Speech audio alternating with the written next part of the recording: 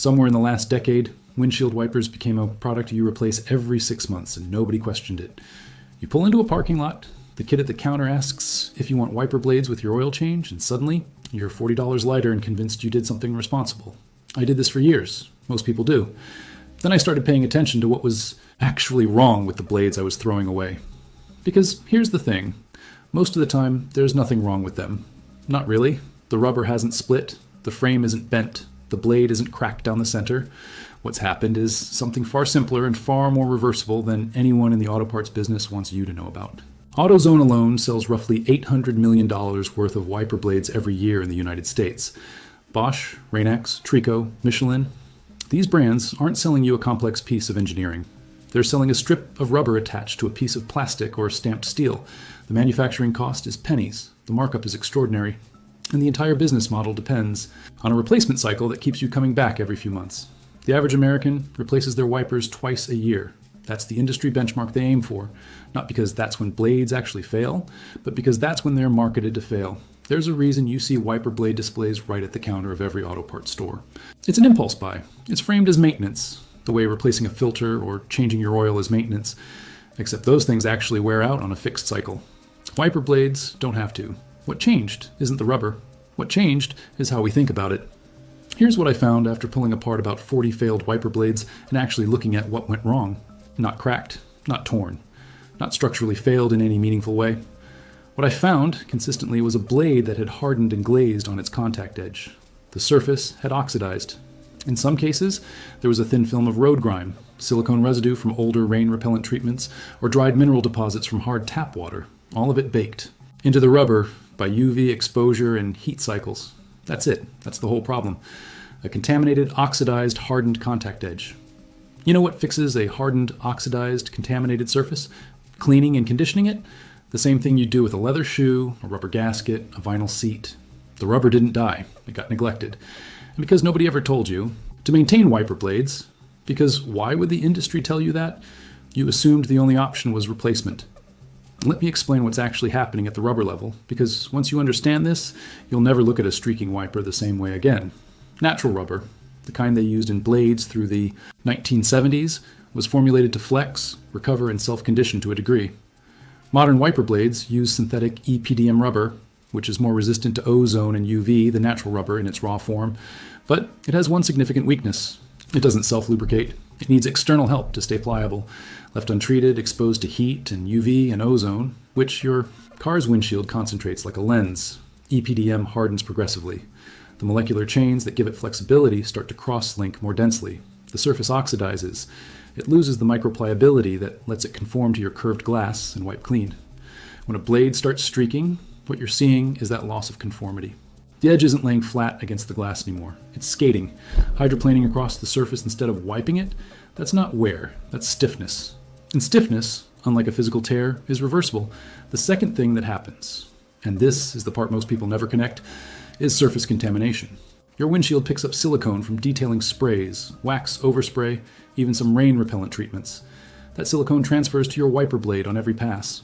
Over time, the blade contact edge develops a glaze that actually repels water itself, which sounds counterintuitive.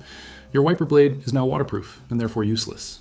Compounding that, road film, tree pollen, mineral deposits from your washer fluid if it's cheap, all of it builds up and changes the friction profile of that contact edge. Modern wiper treatments just coat over this. They add a layer of lubricant or silicone that temporarily masks the problem. That's why they work for 2 weeks, and then you're back to streaking. You haven't solved anything. You've put concealer over a bruise.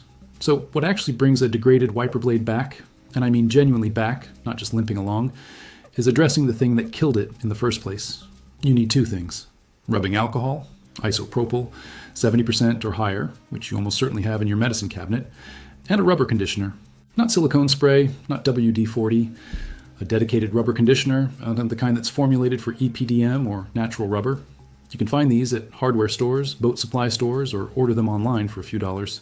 Some people use a small amount of petroleum jelly in a pinch, though a proper rubber conditioner works significantly better for long-term results. Here's the process, and the order matters. Lift both wiper arms away from the glass and lock them upright so the blade hangs free.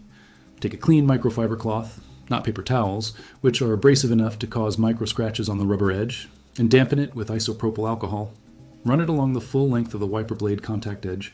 You're going to see the cloth come away dark, gray-brown, possibly orange tinted. That's oxidation, road grime, and silicone glaze coming off. Keep wiping until the cloth comes away clean. This usually takes 2 to 3 passes per blade. On older blades that haven't been touched in a year, sometimes 4, once the blade is clean, let the alcohol fully evaporate. Give it 60 seconds. Then apply your rubber conditioner to a fresh section of cloth and run it along the contact edge in the same direction, coating it thoroughly. You're not scrubbing here, you're feeding the rubber. Let that sit for 2 to 3 minutes. Then take a dry cloth and make one clean pass to remove any excess. That's the whole procedure. Total time, about 10 minutes for both blades. Total cost, assuming you buy the conditioner, somewhere between $3 and $6, and the conditioner will last you 20 or 30 treatments.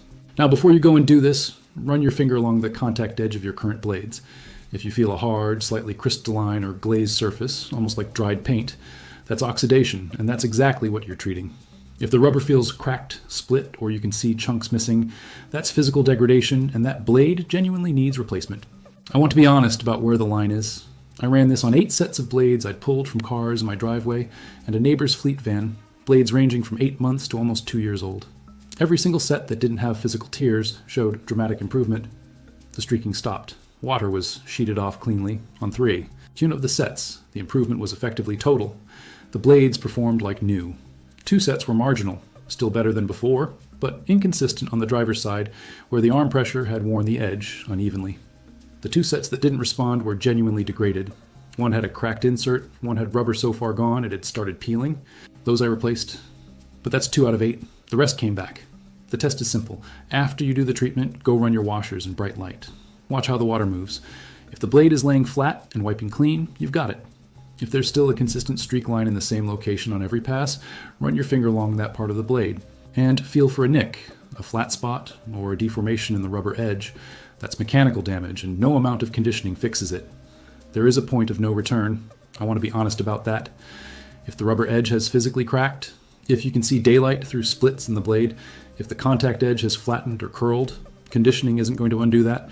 Physical degradation is real. But in my experience, that level of damage only shows up on blades that have been sitting on a car in direct sun for 2+ years with no attention at all. The blades most people throw away at 6 months, the ones the kid at the counter talks them into replacing with their oil change, those are almost never at that stage. They're dirty and stiff. That's a 10-minute problem, not a $40 problem. Do this treatment every 3 to 4 months. It takes less time than filling your washer fluid. Your blades will last significantly longer. I've had sets go 18 months to 2 years without any degradation in performance with regular conditioning. The rubber simply doesn't harden if you keep it fed. One more thing worth knowing. If you want your windshield side of the equation clean too, a quick wipe with isopropyl alcohol across the glass removes any silicone or wax overspray that's been building up. A contaminated windshield will recontaminate a freshly cleaned blade in days. Both surfaces need to be clean. The glass wipe takes about 90 seconds. Your grandparents' generation had a mechanic who knew this stuff, and that mechanic told them. He'd clean the blades when he changed the oil, not replace them, because blades weren't cheap throwaway items yet. They were considered durable goods you maintained. Somewhere in the move to mass retail and impulse buy merchandising, the idea of maintaining a wiper blade just quietly stopped being taught. Not because it stopped working, because maintenance doesn't generate the same revenue as replacement. That's the shift worth paying attention to. Not just for wiper blades. For a lot of things, you're probably replacing out of habit when you could be restoring them. Most rubber, most gaskets, most weather stripping, most seals on your car share the same basic vulnerability. They oxidize and dry out, and they respond to the same treatment. So before you grab the next set of blades off the rack, take 10 minutes, clean the contact edge, condition the rubber, test it. If it comes back, you just saved yourself $40 and an high. Argument with a teenager at an auto parts counter.